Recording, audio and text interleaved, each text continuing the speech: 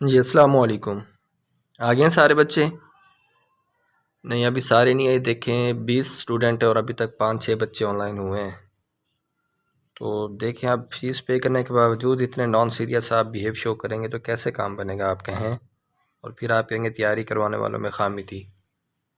तो I hope हमें class start कर देनी चाहिए, बच्चों को थोड़ी सी समझ आएगी कि हाँ भाई टाइम पे जो है ना, यहाँ पर मजाक नहीं हो रहा, कोई प्रॉपर टाइम पे काम करना होता है यहाँ पर।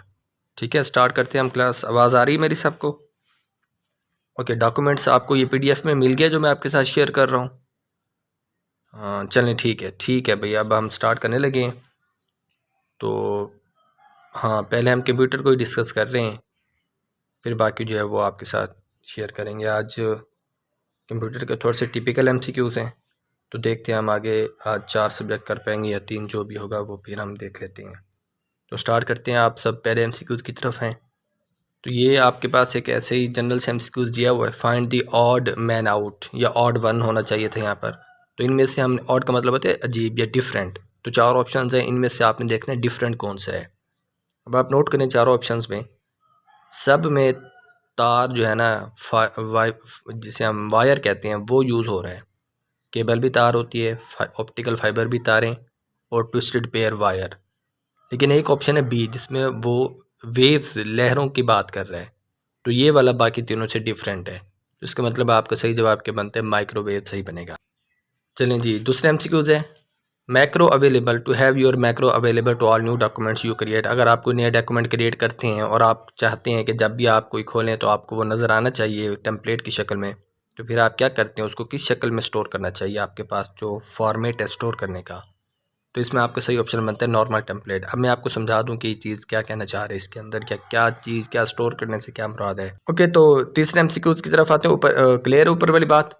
To move to the previous cell in the table inserted in a document. अगर आप टेबल में किसी एक खाने में बैठे हैं, सेल का मतलब खाने में, और आप उससे पीछे वाले सेल में जाना चाहते हैं, तो फिर आपको कौन सी जो की है वो प्रेस करनी चाहिए। तो इसके लिए आपको शिफ्ट प्लस टैब की प्रेस करनी पड़ती है। ओके, नेक्स्ट एमसीक्यूज आपके पास आ जाते हैं। To get step by step instructions as you go through the world mail merge process. Mail को मर्ज करने वाला प्रोसेस। मेल मर्जिंग क्या होती है, मैंने पीछे वाले आपके साथ जो लेक्चर शेयर किया उसमें मैंने आपको समझाया था मेल मर्जिंग क्या होती है, क्यों यूज़ होती है, इसका क्या फ़ायदा होता है। और इसमें आपको बता रहे कि ये जो हम क्या यूज़ करना चाहिए, स्टेप बाय स्टेप इंस्ट्रक्शंस को फॉलो करने के लिए, मेल मर्ज करने के लिए हमें क्या यूज़ करना चाहिए। टेम्पलेट यूज़ करना चाहिए, मेल मर्ज विज़ार्ड यूज़ करना चाहिए, या फिर मेलिंग टेबल यूज़ करना चाहिए, या फिर मैक्रो। तो ऑफकोर्स हमारे पास जो सही ऑप्शन मैच हो रहा है क्वेश्चन के साथ वो बी है। तो मेल मर्ज विज़ार्ड हम यूज़ करते होते हैं मेल मर्जिंग के लिए। मेल मर्ज विज़ार्ड को मैं एक्सप्लेन कर देता हूँ ताकि आपको ये भी क्लियर हो जाए। इससे रिलेटेड जितने भी एमसीक्यूज होंगे वो आपके पास हो जाएंगे क्लियर। जी हो गया क्लियर। तो अब हम चलते हैं नेक्स्ट फिफ्थ एमसीक्यूज की तरफ। A dash is a major database object used to display information in a printable page format। ठीक है, वो कौन सा तरीका है जिसके ज़रिए हम प्रिंटेबल पेज का जो फॉर्मेट है वो ज़रिए वो बना सकते होते हैं। तो ऑफकोर्स हमारे पास एक रिपोर्ट होती है। रिपोर्ट के ज़रिए हम रिपोर्ट को पेज के ऊपर प्रिंट करते होते कि नहीं करते होते। तो रिपोर्ट आपका सही ऑप्शन बनेगा यहाँ पर। तो कहते हैं percentage increase in the area of rectangle. एक रेक्टेंगल है तो उसके इंक्रीज हुआ एरिया कितने परसेंट इंक्रीज हुआ है। हमने कैसे बताने, आगे आपको एक कंडीशन बता रहा है, if each of its sides increase by 20%। अगर हर साइड 20% इंक्रीज हो तो टोटल कितने परसेंट इंक्रीज हो उसके एरिया में। तो नीचे सोल्यूशन आपको मैंने साथ सेंड किया हुआ, सोल्यूशन भी नज़र आ रहा है। आप यहाँ पर इसका हिसाब किताब कैलकुलेशन करके देखेंगे तो आपको सामने नज़र आ रहा है कि सोल्यूशन में जो इसका एरिया बनता है वो 44% टोटल जो है वो इंक्रीज हुआ होगा। तो आपके पास फाइनल ऑप्शन क्या बनता है, 44% बनता है। सोल्यूशन आप जो है ना, ये फिर जब ऑफलाइन हम हो जाएंगे फिर आपने बैठ के करने हैं कैलकुलेशन, सिंपल है, इसके बारे में आपने ज़्यादा परेशान नहीं होना। When inserting a graphic into a worksheet, you could go to cell A1 by pressing। ठीक है, जब आप ग्राफिक इंसर्ट कर रहे हो, वर्कशीट किसके ऊपर होती है, एक्सेल के ऊपर, MS एक्सेल के ऊपर जो शीट आपको नजर आती है उसे हम वर्कशीट कहते हैं। तो A1 के अंदर अब उसके ऊपर A1 A2 A3 लगे हुए होते हैं। तो A1 में जाने के लिए हमें क्या प्रेस करना पड़ता है, तो वो होता है कंट्रोल प्लस होम। होम का मतलब घर होता है, चूंकि अब ये स्टार्ट हो रहा है, A1 स्टार्टिंग पॉइंट है, तो इसलिए आपके पास होम सब में उसने ऑप्शन दिए हुए है। साथ में आपने ढूंढना था कि कौन सा जो है शिफ्ट आना है, कंट्रोल एंटर या आर। तो वो जो यूज़ करते हैं एक्सेल वो जो है जान गए होंगे, कंट्रोल प्लस होम जो है बी ऑप्शन आपके पास ठीक है। To be compatible with previous versions of Microsoft Word, a Word 2013 document should be saved with this extension। ठीक है, आपके पास वर्ड डॉक्यूमेंट 2013 है और ये आप बात बाकी वालों पर भी लागू होगी, चाहे 16 हो जो भी हो। तो आप चाहते हैं कि ये वाली जो फाइल है नए वर्जन वाली वो पीछे वाले वर्जन में भी ओपन हो जाए, पुराने वर्जन में भी, तो हमें अपनी फाइल को कौन सी एक्सटेंशन में सेव करना चाहिए? तो भाई आपका सही जवाब बनता है .doc, डॉक एक्सटेंशन में। अब एक्सटेंशन क्या होते हैं मैं आपको ये समझा देता हूँ। ये एक्सटेंशन के वर्ड भी MCQs इससे रिलेटेड आ सकते होते हैं। फिलहाल आपका जो सही ऑप्शन बनता है वो .doc यानी कि .doc या बी ऑप्शन आपके पास सही बनता है। Which option displays fill colour in alternate rows in an Excel table? ठीक है, तो कौन सा ऑप्शन है जिसके ज़रिए आपको फिल कलर का जो डिस्प्ले है वो अल्टरनेट रोज़ के अंदर शो हो सकता है? तो वो बैंडेड रोज़, ए वाला जो ऑप्शन है वो आपके पास ठीक है। ओके, फर्स्ट लास्ट फील्ड, ये भी फील्ड वाले में कन्फ्यूजन हो सकता है, लेकिन बैंडेड वाला जो ऑप्शन है वो आपके पास ठीक है। Okay, what function displays row data in a column और column data in a row? किस फंक्शन के ज़रिए, फार्मूले के ज़रिए, किस चीज़ के लिए हम जो है डाटा कॉलम के अंदर और रो डाटा कॉलम में और कॉलम वाला जो डाटा है वो रो में। अब एक्सेल शीट के अंदर रोज़ और कॉलम्स होती हैं, तो उसके अंदर जो उफ़की कितारें होती हैं, हॉरिजॉन्टल होती हैं उन लाइनें, उनको हम रोज़ कहते हैं, और जो वर्टिकल होती हैं अमूदी कितारें उनको हम कहते होते हैं कॉलम्स। तो ये पूछना चाह रहे हैं कि रो वाला डाटा कॉलम में और कॉलम वाला डाटा जो है वो रो में कैसे हमें नज़र आ सकता है? इसके लिए आपके पास सही ऑप्शन है सी, ट्रांसपोज का जो फंक्शन है वो हम यूज़ करते होते हैं एक्सेल के अंदर। When typing character search criteria Excel matches fields based on. ठीक है, जब आप करेक्टर सर्च क्राइटेरिया टाइप कर रहे हो तो फिर उसके साथ आपको क्या का जो फील्ड है वो फिल करने चाहिए, तो आपके पास सही ऑप्शन बनते हैं अल्फ़ाबेटिकल ऑर्डर। आपको अल्फ़ाबेटिकल ऑर्डर यूज़ करना चाहिए, सारे के सारे आप करेक्टर को इस तरह लिखें कि अल्फ़ाबेटिकली हो, तो फिर आप आसानी से जो है मैच फील्ड बेस्ड जो है वो हासिल कर सकते होते हैं। अब मैच फील्ड बेस्ड के इसकी तरफ हम चलते हैं ताकि आपको ये बात समझ आ जाए, फिर हम नेक्स्ट MCQ की तरफ मूव करेंगे। दोस्तों क्लियर है। अब हम चलते हैं 12वें MCQ की तरफ। When you insert a picture into a document the default, जब आप पिक्चर इंसर्ट करें किसके अंदर, डॉक्यूमेंट के अंदर, तो फिर उसके अंदर जो डिफ़ॉल्ट टेक्स्ट रैपिंग ऑप्शन होता है वो कौन सा हुआ करता है? वो हुआ करता है लाइन विद टेक्स्ट हुआ करता है। जब आपने कभी डॉक्यूमेंट के अंदर पिक्चर ऐड किए हो ना, तो उसके अंदर जो है ना पिक्चर ऐड करने को फिर हम उसके ऊपर लेफ़्ट माउस क्लिक करें तो आपको मुख्तलिफ ऑप्शंस नज़र आते हैं। ठीक है, राइट माउस क्लिक करें अगर, तो वो ऑप्शंस में एक होते हैं wrapping, tight, square, line with text. तो जो उसके अंदर डिफ़ॉल्ट होता है ना, खुद ब खुद जो उसके अंदर रैपिंग हुआ करती है वो लाइन विद टेक्स्ट हुआ करती है। तो ये what is the sum of this series 1, 2, 3, 4 और 99, ये सीरीज़ है, इसका सम आपने बताना होगा। तो यहाँ पर 4 ऑप्शन नज़र आ रहे हैं। 1500 होगा आपके पास, 4950 यानी कि 4950 दूसरे MCQs है और 2500 तीसरे और 3000 चौथे MCQs है। तो साथ में आपको इसका सोल्यूशन भी नज़र आ रहा है, तो आपके पास जो करेक्ट ऑप्शन बनता है वो 3000 बनता है। अच्छा, सोल्यूशन इसलिए पहले से आपको साथ दिए हुए हैं ताकि आप लोगों को टेंशन ना हो इस क्वेश्चन का जवाब ढूंढने में। और इस तरह के एक क्वेश्चन आया है, इस तरह के बाकी क्वेश्चंस की प्रैक्टिस आप लोगों को हम टेस्ट में करवाएंगे, और टेस्ट के मैंने आपको बताया कब से स्टार्ट होंगे। ठीक हो गया जी? हाँ ठीक है जी, वो मैं आपको उसकी टेंशन न लें, इंशाल्लाह आपका ये मसला हल हो जाएगा। ओके जी, नेक्स्ट हम चलते हैं। MCQs आपके पास आ गया। Most common type of storage devices, जो common type of storage devices हम यूज़ करते हैं वो कौन सी हुआ करती हैं? मैग्नेटिक, ऑप्टिकल, फ्लैश या रेजिस्टेंट। ठीक है, आप लोग ज़्यादातर फ्लैश से वाकिफ़ होंगे, लेकिन आपका जो सही जवाब है वो मैग्नेटिक सही बनता है, तो ए ऑप्शन आपके पास करेक्ट है। What category of functions is used in this formula? ये आपको एक फार्मूला दिया हुआ है, तो आपने बताना है इसके अंदर कौन से फंक्शन की कौन सी कैटेगरी है, कौन सा फंक्शन यूज़ किया गया है। PMT into C10, 12, C8, C9, 1। अब देखें ये वो चीज़ें हैं जो एक्सेल यूज़ करते हैं, और इतना ज़्यादा एक्सेल मैं खुद भी यूज़ नहीं करता, तो ये हाई लेवल के जो MCQs हैं इसकी भी आपको प्रैक्टिस करनी पड़ेगी। और अब प्रैक्टिस तो ज़ाहिर है हमारे पास एक्सेल को यूज़ करने का टाइम नहीं है, तो इसकी प्रैक्टिस का यही तरीका है कि आप ज़्यादा से ज़्यादा इनके MCQs करें। तो इसलिए हम जो है डेली 40 क्लासेज़ हैं, तो हम डेली जितने भी MCQs कर रहे हैं, अगर आप सपोज़ 30-40 MCQs करें तो उसको मल्टीप्लाई करें 40 से, तो आपके अच्छे खासे MCQs बन जाएंगे, और इंशाल्लाह इन्हीं में से आपको जो है वो सही जवाब या सही जो MCQs आने होंगे वो आ जाएंगे। ठीक है, तो आपके पास ये जो ऑप्शन है 15 वाले MCQs है, इसका सही ऑप्शन बनता है आपके पास फाइनेंशियल।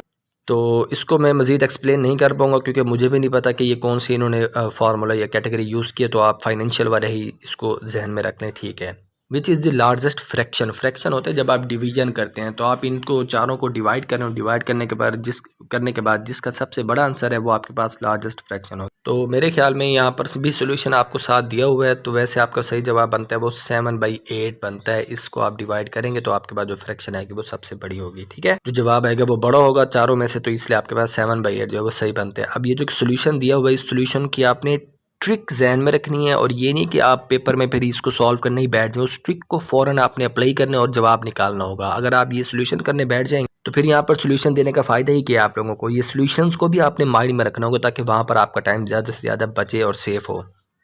ओके, नेक्स्ट आपके पास MCQs है जी।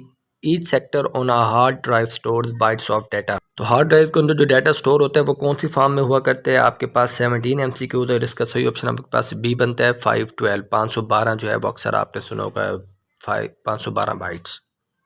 वर्ड 512 मेगाबाइट्स, ठीक है, गीगाबाइट्स इस तरह से होते हैं। What does N I beam, वो कभी भी आप टाइपिंग कर रहे हो तो आई जो है आपको ऐसे एक ब्लिंक कर रहा होता है आई वाला ऑप्शन, तो उसको वो आई बीम के नाम से यूज़ कर रहा है।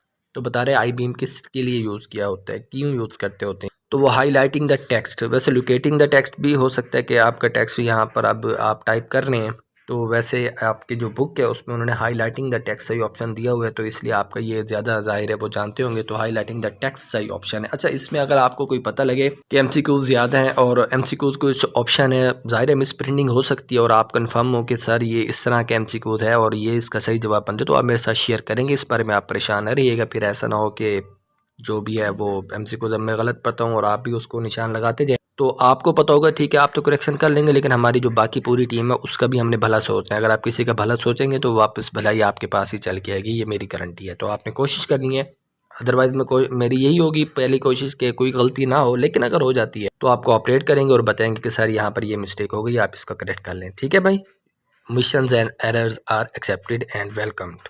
विच of the following is not a major reason for an email bounce. तो यहाँ पर आपके पास सही ऑप्शन बनता है D, domain server is down. Domain server जो है वो डाउन होता है, तो ये आपके पास है। ईमेल बाउंस का मतलब not a major reason for an email bounce का मतलब ये होता है कि वापस ईमेल जो है सेंड ही ना हो पे, ना जा पे, that is called email bounce. तो अगर डोमेन सर्वर डाउन हो ना, यानी कि आपका नेट स्लो है, तो फिर अगर से फॉरन ईमेल नहीं जाती, बाद में चली जाती होती है, ये नहीं है कि फिर सेंड ही नहीं होती। तो जब सर्वर ठीक हो गई ईमेल चली जाएगी, बाउंस नहीं हुआ करती।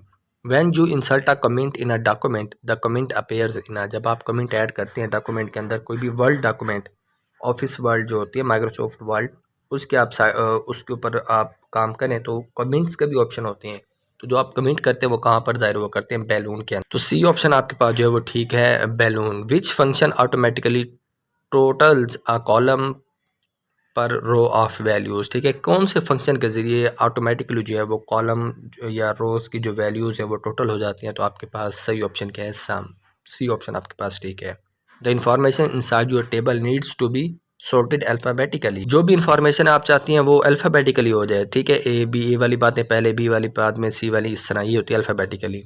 ये करने के लिए आपको क्या करना पड़ता है, कौन सा टूल यूज़ करना पड़ता है, तो आपको क्या करना पड़ता है, table tools layout, D option आपको नज़र आ रहा है, आपने ऑप्शन में जाना है, टेबल टूल्स लेआउट पर क्लिक करेंगे तो अल्फ़ाबेटिकली सारी इन्फॉर्मेशन खुद ब खुद सेट हो जाएगी, बजाय इसके आप उसको कॉपी पेस्ट करके अल्फ़ाबेटिकली बनाएं। What is the missing number, missing number कौन सा यहाँ पर आपको बता रहा है 1 4 9 25। दोबारा सीरीज़ को आपने आइडेंटिफाई करना है और यहाँ पर भी सोल्यूशन मैंने आपके साथ शेयर किया हुआ है। सोल्यूशन में आप देख सकते हैं आपके पास सही जवाब बन रहा है 16 बन रहा है, 1 4 16 25। तो यहाँ पर इन चीज़ों को एक्सप्लेन करने का टाइम नहीं हुआ करते, इसलिए सोल्यूशन ऑलरेडी आपको मैंने दिए हुए हैं ताकि आपको पता चल जाए कि बात हो कैसे रही है, काम कैसे हो रहा है। आप वर्कशीट के अंदर कुछ अपनी वर्कबुक को क्यों छुपाते हैं, why might you hide worksheets in a workbook. Workbook में वर्कशीट को छुपाते क्यों है, ऑफ कोर्स इसका सही ऑप्शन ठीक है, सम डाटा प्राइवेट होता है, कुछ डाटा हम चाहते हैं कि प्राइवेट ही रहे, दूसरे लोग ना देख पाए। अब वो वाली फाइल कोई बंदा खोलेगा और लेकिन उसको आपकी जो प्राइवेट वर्कशीट होगी अगर आपने उसको हाइड किया हो तो वो नज़र नहीं आएगी, तो फाइल वही है लेकिन उसको शीट नज़र नहीं आती, दैट इज़ कॉल्ड। तो ये फ़ायदा होता है इसका।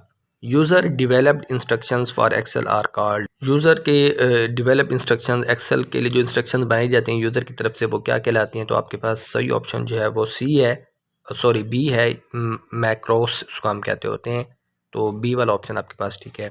What term describes a picture that has been resized by a percentage. ये स्पेलिंग मिस्टेक्स यहाँ पर इसलिए मैंने कहा, तो हो सकता है कुछ प्रिंटिंग एरर्स हो जाए, तो आपने भी ध्यान रखना है।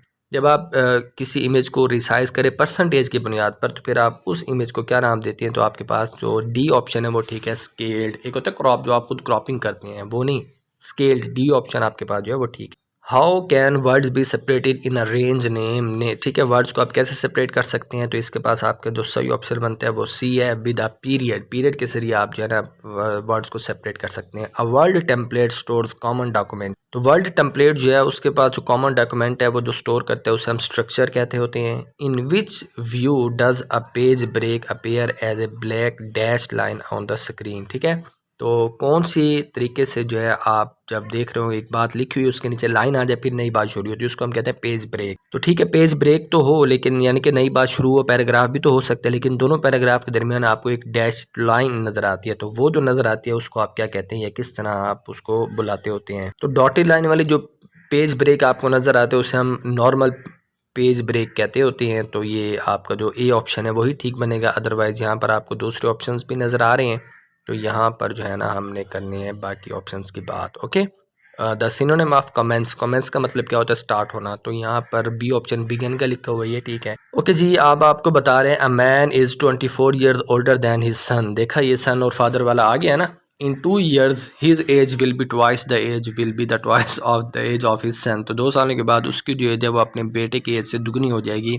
The present age of his son is, तो सोल्यूशन आपको नीचे नजर आ रहा है, ये सोल्यूशन आप लोग कैलकुलेट करेंगे और इसका फाइनल आंसर आप लोगों को स्क्रीन पर जो नजर आ रहा है मैं शेयर कर दूँ। इस सोल्यूशन में भी आपने देख लिया होगा। फिलहाल आपको जो ऑप्शन है डी ऑप्शन ठीक है, 22 ईयर्स। ये मैं ऑप्शन साथ मेंशन क्यों कर रहा हूँ, जिनके सोल्यूशन भी दिए हुए हैं, क्योंकि मैंने यूट्यूब पे भी ये वीडियो अपलोड करनी है और आज मैं बिजी हूँ, इसको सेट नहीं कर पाऊंगा। तो कोशिश है जितनी बड़ी बड़ी जो होंगी हमारी डिस्कशंस वो तो चलें स्किप कर दें, बाकी जो मेन पॉइंट्स होंगे वो मैं अपलोड कर दूंगा। तो 22 ईयर्स डी ऑप्शन आपका जो है वो सही बनता है।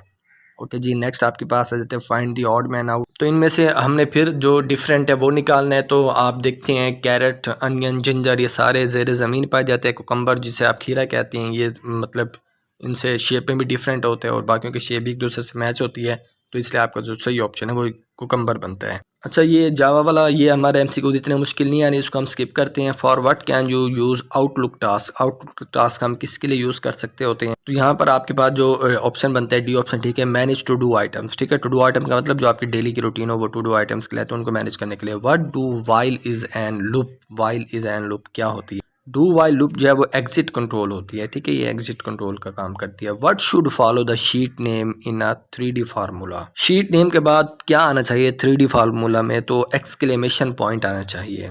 Excel would evaluate the formula, ये formula and return this answer. Excel के अंदर आपको इस फार्मूले का जो आंसर है वो क्या मिलेगा? तो आपके पास सही ऑप्शन जो है वो सी बनते हैं, 320 जो है वो आपका सही जवाब बनेगा। नो, 320 नहीं, आपका जो सही जवाब है वो 5 बनेगा। क्या बनेगा? 5। हाँ, सोल्यूशन पे आप देखें, आपको उसने कैलकुलेशन करके दी हुई है, तो इस फार्मूले का जो आपके पास एग्जैक्ट आंसर बनेगा वो 5 बनेगा। तो ए ऑप्शन आपके पास ठीक है। What do you see if you hover the mouse over chart object? ठीक है, चार्ट ऑब्जेक्ट के ऊपर अगर आप माउस यहीं पर माउस कर्सर लेकर जाते हैं तो आपको कहाँ पर क्या नजर आता है? Screen tip. ठीक है, किसी भी आप फोल्डर कोई भी लेकर जाएँ तो आपको टिप नजर आती है कि आप इसको क्या क्या क्या इसमें चीज़ नज़र आ सकती है, इसके अंदर क्या क्या चीज़ें हैं वगैरह वगैरह, इसको हम स्क्रीन टिप कहते होते हैं। तो कंप्यूटर के मेरे ख्याल में 40 MCQs काफ़ी हैं। बाकी जो है हम मूव करते हैं अभी इंग्लिश की तरफ। उसका जो फ्रेजिंग है, पैराग्राफिंग है, यानी कि कॉम्प्रिहेंशन भी करते हैं कुछ, और बाकी भी देखेंगे नेक्स्ट मैंने आपको क्या करवाना है आज के लेक्चर में। तो इसमें अगर आपको कोई मसला होगा तो आप मुझे लेक्चर के बाद भी कॉन्टैक्ट कर सकते हैं, बता देंगे। और मज़ीद जो है अब हम चलते हैं हमारे नेक्स्ट लेक्चर की तरफ।